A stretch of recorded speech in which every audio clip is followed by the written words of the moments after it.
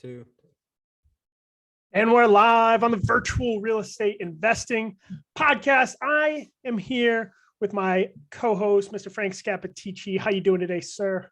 I'm doing great. I have uncovered the best life hack this week. We put my daughter in her daycare. She's going to school now, first time. And we put it right across from the golf course I'm a member at. So I pick her up every other day and I hit golf balls. So my golf game is at peak. So I'm feeling really, really good. And I feel very smart about setting it up that way. Very nice. I think I'm excited for this. We've been doing some solo podcasts here and there. So I feel like we haven't recorded the podcast together since last week. So I'm excited about this. This is going to be good. And we're going to be talking all about creative financing. Yes, we creative financing is like super top of mind for us. We're definitely predominantly a cash purchase and wholesaling business, but all of a sudden this month we got tons of stuff going on with our creative deals. So let's shoot the shit. Let's do it. Yeah. So I want to preface it with Pace Morby does like the Sub 2 Nation. And I think that has made a lot of steam in a good way in the single family space. But I think too often people interpret the creative space as like, hey, if you can make creative deals, everything's a deal. It's impossible to lose. I think that's some crap, right? There's bad creative deals. There's a lot of deals that are never going to work creatively. It's not a perfect solution. I just look at it like it's a tool that investors can use. And we're going to go over 3 specific instances where we think we can use creative strategies to get deals done. That being said, our main objective is still cash deals. Like that's what we do. But these 3 deals will show you how we can use it. You got anything else to say before we jump into it, Frank? No, we'll uncover it as we go through these different deals. But I will say I agree. You can't pay just any price just because it's a creative deal subject to creative financing, seller financing. But I think you can pay a higher price than a cash deal, right? So let's lead in with that. Excellent. Okay, so deal number 1, Kissimmee, Florida, Disney right? World. Disney World. We got a condo there a month or 2 ago. Sold it for a decent profit right off the bat. We like the market. We just got a house under contract subject to though. First, tell me what subject to is. Tell me the structure of the deal. From a buyer's perspective, subject to basically means you are going to take over the seller's existing mortgage as it is. You're not even going to change. You're not assuming it, right? That's different. Assuming a mortgage means your name's actually going to go on that mortgage. You're taking it over. You call the lender. You're like, I'm assuming this mortgage, blah, blah, blah, blah, blah. And that seller is completely out of the situation now. Subject to is a little different. When you acquire the house, you take title, you have deed, right? You own the property, but the mortgage stays in the original seller's name. It stays in their name. And the seller is now reliant upon you, and it's your responsibility to make payments on that mortgage. And like, to put it in layman's terms, what does that usually mean? It means you go on their bank's website, you log in and you pay the mortgage. And the lender doesn't know. That's really actually what happens in reality. So that's how it works. Gotcha. So is it sketchy, right? That's a broad question, but how do you answer it? I don't think so. I mean, it's not sketchy if you go in with the good intentions, right? If you're intending to pay that mortgage down, then it's not sketchy at all. In a lot of the cases where we've done subject to deals, it's cases where the seller was behind on their taxes or maybe behind on their mortgage. And this deal's just like that, right? They're behind on their taxes.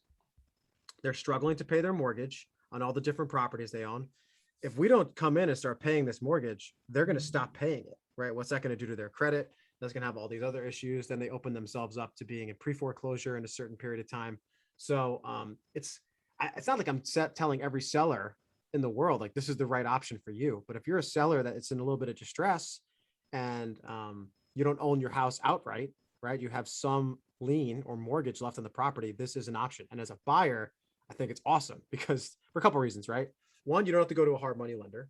Hard money lenders have high interest rates, and there's usually a clock ticking once you take on those loans, right? When you do a cash deal, you got 6 months to a year to refinance or sell that house, or else the rates go way up or they can foreclose on you, right? Either one. You don't have to go through the appraisal process. Your closing costs are typically lower. I actually find that the closings for those deals, like at title, are really easy. Like less people are involved because you don't have banks and shit.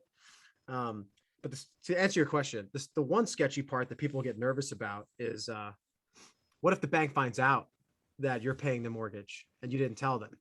In theory, the bank can execute what's called the due on sale clause, which is in all mortgage contracts, basically saying if certain conditions occur, the bank can call the entire mortgage balance due, right? On this Kissimmee house, I think the mortgage is 190 grand. It would suck to have title of this house and all of a sudden the bank calls you and it's like, yo, you got to give me 190 grand in 60 days. That's not what you want, right? That's not a good situation. But I've never heard of this happening unless you don't pay the loan. So yeah, if you have 60, 90 days go by and you don't pay the loan and the bank finds out, they're going to call you due, but just pay your debt. That's it, right? Pay the debt. Nice. I like that, right? I think sometimes subject to investors are told that they're taking advantage of people in compromising situations. Okay. And some people probably do, right? They take advantage of people. The way I look at it is this guy that we're buying this from was $17,000 behind on his mortgage, right? The next step is foreclosure, right? You could say like, could you do a short sale? Maybe you could do a short sale, right? But in my opinion, this guy didn't necessarily have the motivation to go through the short sale process, right? So he was headed towards foreclosure, right? He could call an agent all day. An agent is not going to likely be able to help him sell this house because it's probably not going to pass inspection, right? So there's no one there besides an investor that can do this. But here's the deal: is we can't buy it in cash, or we could, but it wouldn't be a good enough deal for us to buy in cash. So the only way we can make it work for our underwriting is to say we got to buy it subject to. And I'm of the opinion that not only are we the best option for this seller, but we're really the only option. And if we don't come in, chances are very high that this property just gets foreclosed on. Yeah. And like I said before, we can pay a higher price subject to than we can in a cash deal. We have more time, right? I think we have 5 years before this subject to deal we created has a balloon payment. Like we promised the seller, like, yo, we'll pay the mortgage off in 5 years or less. But that's 5 years is a lot more time than 1 year on a hard money loan, right? A lot more time. So we can pay a little bit higher price because we're taking on a little less risk. Like I said, the closing costs are lower. We're not going to, if we are planning on refinancing the house, we don't need to go through that process. That's worth something too. So not every deal for us pencils out as a subject to deal. Like if we can get the best price we can and just get it cash, we will. But sometimes you end up in these in-betweeners, right? Like the seller doesn't have a ton of equity and you're close on the numbers, but you're like 5% off. And this is a great secondary option, even if you're a cash guy or gal, to have in your back pocket, because we would not have been able to close this deal. So I think it takes like whatever number of deals you could close in your funnel or your sales funnel, this expands that number a little bit. So that's another benefit. And how do you look at those percentages? What do we need percentage wise for cash? What can we do on a subject to deal? It's market dependent, right? You can pay a higher percentage of resale value or top of market value. You could pay a different number in Austin than you can in Columbus, Georgia, right? Or Columbus, Ohio, any of the Columbuses, right? Austin might be 80 and Columbus might be 70, right? But this is generally how it works. Let's say it's Columbus, Georgia.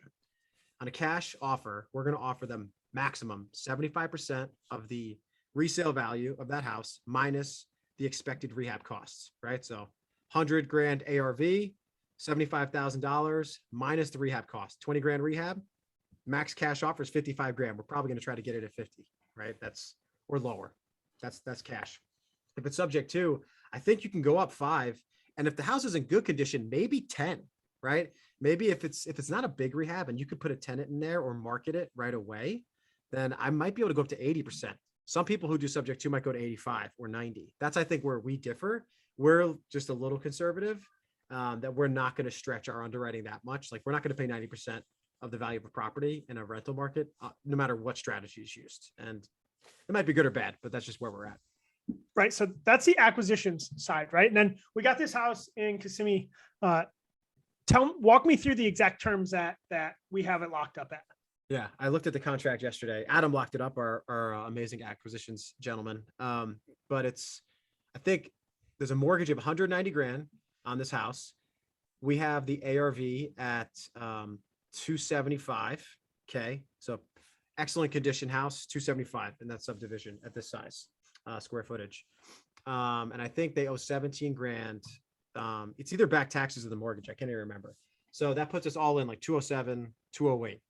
for a 275 grand house. I think we're expecting 10 to 15 grand of cosmetic repair on that house. So what does that put us at? Probably close to 75 to 80% of the value of the house is tied up. So we don't have a ton of equity. I mean, we probably have like 20, 30 grand of equity for real in the house right now, which isn't a lot, honestly, on a 275 grand house when you think about it. But the deal works out because the total payments on this house in its current condition or on the current loan, principal, interest, taxes, and insurance is $1,400. The house can rent the Zestimate is $1,795, right? So even after property management, you still have a little bit of a buffer. So we now know that we can hold this house, especially with the rental market just going berserk right now, like it is, as a long-term rental and not lose money. We also know if we wanted to Airbnb it, we could kill it with this house because it's right next to Disney World, right? So you can make that rent $4,000 a month if you wanted to spend extra time on it.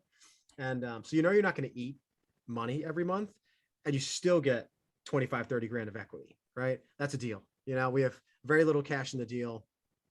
Maybe we can even knock some of that out at closing. We'll see what we can do. Yeah, that's a deal, man. 17 grand to basically get 30, and then you hold it for a while, get the principal pay down. But at the end of the day, we're going to make 50 to 75 grand on this deal. So you should do it. And how do you think we're going to exit the deal? You have two options. I think in this house, you could just hold it for 4 years, get the principal payments in, and like I said, make 40, 50 grand and exit out. And that's it. Just sell it, or continue to refinance it. I think what we will do though is execute a lease option strategy, which essentially means you're going to list it on Zillow, Realtor.com, all these different sites as a rent to own, and you get all these applicants. And the intention is we want someone to sign up for a 2 to 3 year option agreement where they agree on a purchase price, a monthly rent that they pay until they execute the option agreement and buy the house. And we want them to buy it. And, they'll do security deposits and all that other stuff. They're basically renting the house until they buy it, right? But we want to get all the terms set at the beginning, so there's no ambiguity. And as an investor, you want all these terms to cover your downside and also give you a little bit of upside. This is what that looks like, right? So on this deal, we're into it for 208. The monthly payments are $1,400. And we have 5 years to disposition this house. So then on a lease option, you're going to make sure you win on all those terms, meaning you have higher rent, a higher purchase price, and then they have to buy the house inside your time horizon. So if we have 5 years, we can give them a 3 year lease option, right? We can give them 3 years because we got 5. So I would probably market this at a 235 to 240 grand purchase price on the lease option, 1,600, 1,700 rent, or maybe 1,800 if the market's at 1,700. You could charge a premium on the rent and give them 2 to 3 years. And then hopefully they buy it, and then we'll collect 30 grand, but we'll be cash flowing the entire time that they're living there. So that's a good deal. Very nice. Very nice. And I was going to have you ask me next, and then we'd finish with the Patina Court property, but let's go right to that. Right. So we did this strategy on a different house. Oh no, I'm going to pause you because this is a lot of sizzle. I want to add a sizzle. John is doing this in a primary residence. So I think that's the most interesting part of this episode. So everybody just stick around while I'm boring you guys with numbers. Stick around for that part of the show. A sizzle. I like it. Okay. So, selling on a lease option. Again, some people say it might be sleazy. But let's, put our flag or our stake in the ground and say why the way we do it, we don't think it's sleazy. We actually think it's highly ethical. Okay. And it's potentially what we're going to do with this Kissimmee property.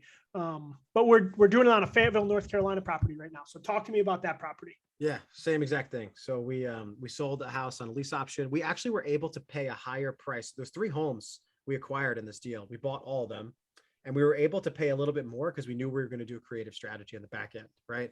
Basically, we didn't do seller finance, but we had a private loan that was 2 years instead of 1. So we knew we had more time. So we did a lease option on the back end.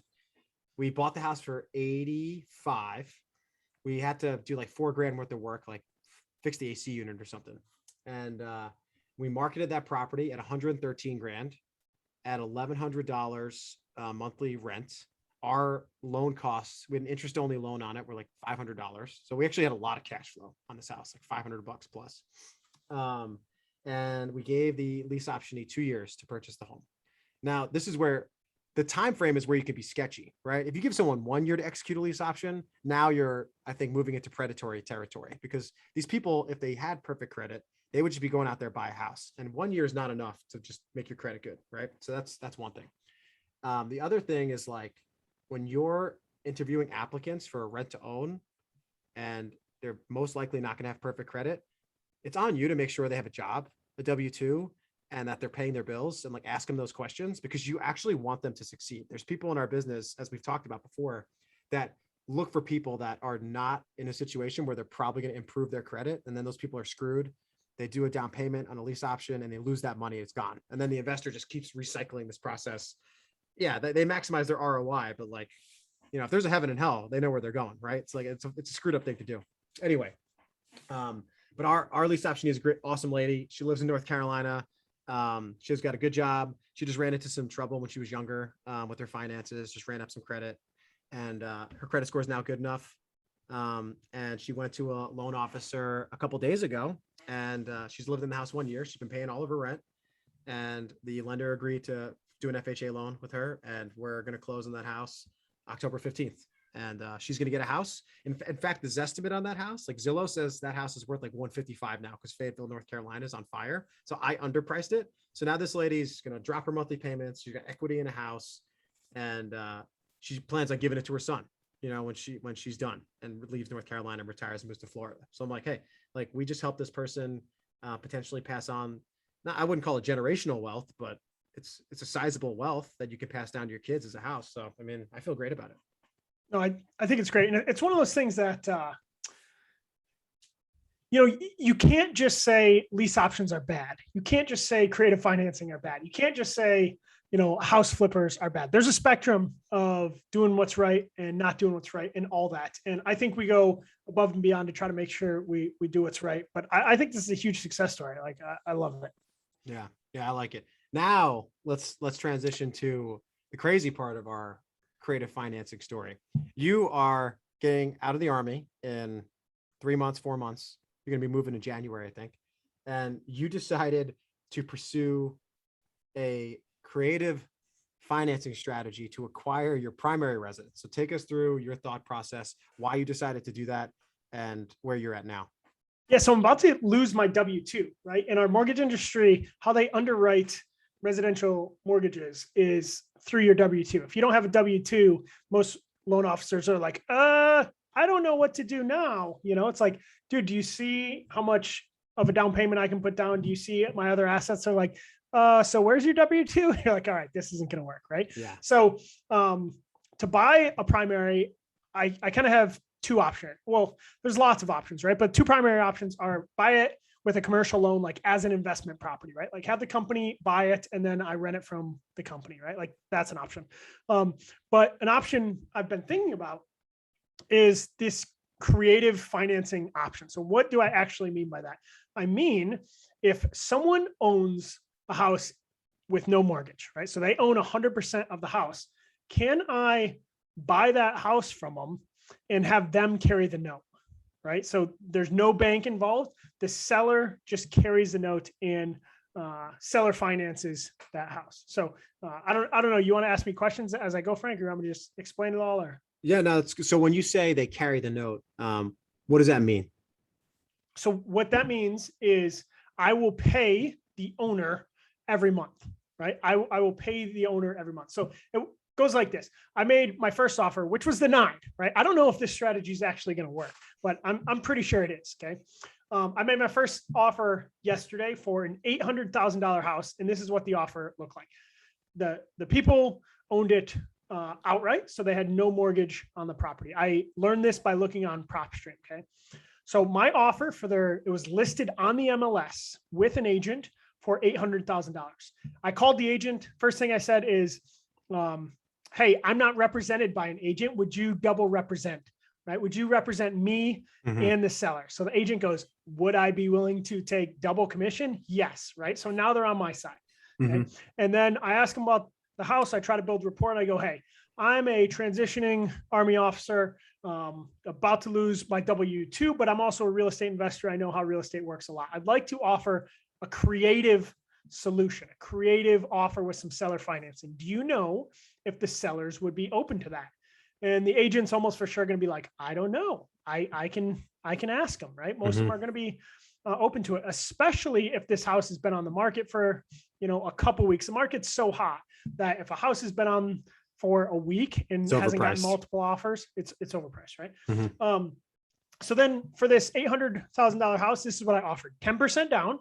So an $80K down payment, right? So I would then owe $720,000 to the sellers. So my offer was a $2,000 a month payment to them. So that was, $720,000 divided by 30 years, principal only, no interest at all. So a $2,000 a month payment and a 5-year balloon, right? So I would pay that $2,000 a month to them. I would also have to pay taxes and insurance, but I wouldn't be paying it to them, right? But for 5 years, and I would have to refinance and pay them completely off within the 5 years, right? But then this is the part I would add that I think people are like, why would anyone do this? This is the part that I add, is I also said I do it with no contingencies, right? So what does that mean? That means if it needs a new roof, I'm buying it anyways. If the pool liner doesn't work, I'm buying it anyways. If it's priced too high and it wouldn't actually appraise the house, the $800,000 house, I think it was worth 720, right? That's what I comped it at. It was 70-20. So I was offering 80K over, right? So it probably wouldn't appraise for that, but I felt confident, right? But that is why I think I can get a seller to sell at that price. So, right. The pitch is their tax bill at the end of this particular year for capital gains is going to be much softer, right? I mean, congratulations to this guy. He's got after all closing costs and all expenses, walking away with $700,000 if he sells this on the open market, something like that, right? But the tax bill, even though it's not on your W-2 income, it's still sizable, right? But by you only giving him 80, he doesn't have to realize all those gains at the same time, right? So that's the only reason. It's almost like on the higher priced housing, you're more likely to get this deal because with no interest. You know what I mean? Most people on the lower income housing side, they're like, I need interest for this to make any sense at all. But I could see how the tax benefits might matter to this gentleman and lady. And I could also, as we look at those terms, you got the purchase price, right? And then that monthly payment, I'd be fine paying a percentage, right? Like, whatever mortgage rates are. In reality, I'd pay 3.5%, right? And then same thing with down payment is I'm offering 10%, fully expecting that someone's going to try to counter at 20 and we'll end up at 15. So, same thing with the 5-year balloon. I'm starting with the 5-year balloon. In reality, I'd probably be happy with 3 or 4. Right. Well, also the benefit of these deals is no one else is involved except for two parties, you and the seller. So if you wanted to extend to 5 to 7 years down the road or change something 2 years in, like it's just you and another person, as long as you have rapport, you could do anything. But here's my question. So let's say shit hits the fan. You're 4 years into this note. You've paid, what is that? That's 24, 48, like 60 something grand of principal down. You owe 670. Let's just make up a number. The housing market shrinks. This house is worth 600. What are you going to do? Yeah. So I think there's a couple options, right? And one is it's a bet that Sarasota, Florida, Tampa, Florida is going to keep going up. Right. But I think everyone that buys a house right now, that's the bet, right? Like if we knew, or if you thought, housing was going to go down 10%, no one would be buying right now. Right. But what would I do if 2 years from now, 3 years from now, whatever you said, it goes down that much. Okay. Well, I have a couple options, right? One is I could refinance and bring a bunch of cash to the table, right? Like refinance, and I got to put another 100 grand cash into it. That's a money pit. to make it work, right? The other option is I run and I'm just like, hey, take back the house, right? I think that's generally an unethical thing to do, but there's plenty of people that did that. No. Your option is you sell it on a lease option. That's how we tie the episode together. I'm just kidding. No, I think my primary strategy, as you just alluded to a second ago, is I'm dealing with a person, right?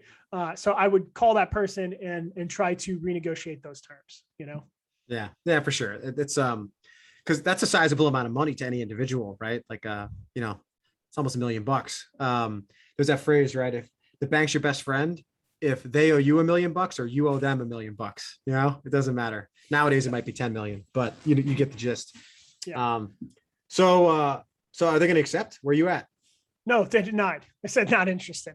But this is why I'm excited. Okay. Is I looked at this as like a one deal, right? I was like, shucks. And you know how some people get super upset. My wife was so upset. She's like, I can't believe this didn't work. Like, she had already painted the walls colors. She was quick to fall in love with the house, right? Mm-hmm. But so I was like, oh man, I don't know if we're going to find another one. Then I was like, no, we absolutely can. We can go to PropStream and we could sort all the houses that are on the market that are at least 4 bedrooms that have 2,000 square feet that were built before or, after 2000. So it fits our criteria, and we can start going to the different cities that we're interested in and sort by who has at least 90% to 100% equity. And then we can look, and then we can start calling those agents. So I'm like, just in and around Tampa, I bet I can find 100 houses that fit this, right? And I was telling you before the episode, I don't know if I'm going to have to make 10 offers to get a house, 20 offers to get a house, or 100 offers to get a house. But I'm convinced that if I do this, I can get a house. And I should also say, what I'm going to do on the next one is I'm going to verbally have that conversation with the agent, but then I'm going to send them an email that tells my life story, right? And that's the key to anything, right? Anything, you just like, hey, here's why you should trust me. Here's, my credit score. Here's my net worth. Here's my a picture of my family. I'm hoping that puts me over the edge. I don't know if those pictures always work, but what I would suggest, I'm not sure what data list you're pulling, right? If you're just doing for sale by owner or like how you're targeting these homes, but I would just be like, hey, Florida, $500,000 houses or above, high equity, right? Because if you want to do seller financing, I don't think you want to do subject to in your primary residence. You could, but I'd rather do seller financing personally. So high equity and see if there's liens on them, right? Like your perfect house is like a nice house in a nice area. Maybe it needs some work, maybe it doesn't. High equity, so creative financing is an option. And but they owe another debt, contractor lien, taxes, something, like there's probably only a couple thousand maybe in Sarasota, maybe only a couple hundred, right? But you're going to bat a higher average on that person than you are on someone being represented, I think, by an agent. You know what I mean? A couple thoughts there. One is I would try subject to if it was for sale by owner and I was talking to the owner. I think right now I'm talking about going after houses that are listed with an agent. I think subject to would be really hard with that, right? Yeah, very hard. Right. And I think the point you bring up, right? Like someone who has a lien on their house, they're going to be much more motivated, right? But someone who has a house that is worth more than 500K, that has a sizable lien, like they're out there, but I don't think there's many of them, right? Like it would be much harder to find. Their motivation's going to be higher for sure, but I don't think there's going to be as many, but I'll look. Well, I would think about it this way. I would look at it because sometimes there's real estate investors out there that have liens on 1 or 2 properties and they're in financial duress, but their primary residence is doing fine. So now you could like put that tree together. Anyway, I'm getting too complicated, but there's an idea for you. So yeah, let's wrap it up. But this is what I think the takeaway is. Okay, is I don't recommend using creative strategies as your primary thing.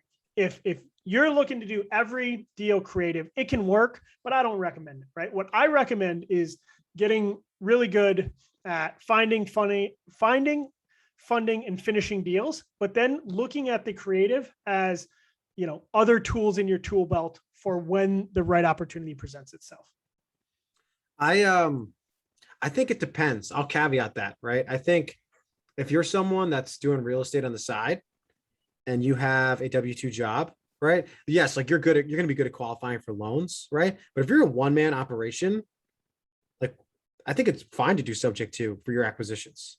The problem with subject to is it's hard to, I think you typically end up holding them for a little bit longer, right? A wholesale deal, you're like, bing, boom, 3 weeks, 10, 20, $30,000, whatever, right? It's harder to do that with subject to. Like imagine we've done it actually before, like wholesaling a subject to deal. It's annoying, right? The seller's like, you're going to buy my house. Then 2 weeks later, you're like, actually, this person over here is going to assume your mortgage. The seller's like, hold on a second, what the hell's going on, right? It's hard to wholesale. But you don't have to pay, if you don't have to pay salaries, I guess is what I'm getting at. Subject to works fine. If you're running a company and you have to pay commissions and salaries, subject to, I think, doesn't fit that well. So that's what I got. Yeah, no, I agree with that. But I do think one of the things we've talked about before is even though the due on sale clause doesn't get pulled, right? Hypothetically doesn't get pulled. If you have one subject to property, that's one thing. If you've got 20 subject to properties, right? And you have, $5 million worth of loans that could be called, that definitely puts you in a riskier financial position, right? How much riskier? I don't know. I can't exactly quantify it, but having a ton of subject to properties out there does increase your financial risk, in my opinion.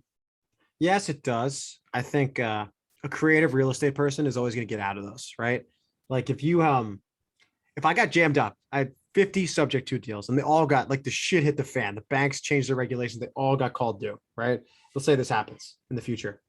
I'm going to sell as many of those on a lease option contract as possible, show those contracts to a hard money lender or a bridge lender, and ask them to give me loans that cover the duration of those new lease option agreements.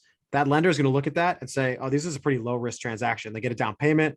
Now they've lowered their own cost basis. They have some cash and there's a contract here, right? Like I'm not speculating. This contract should be executed, right? There's lenders out there that are like family funds and raise money that can get you that cash.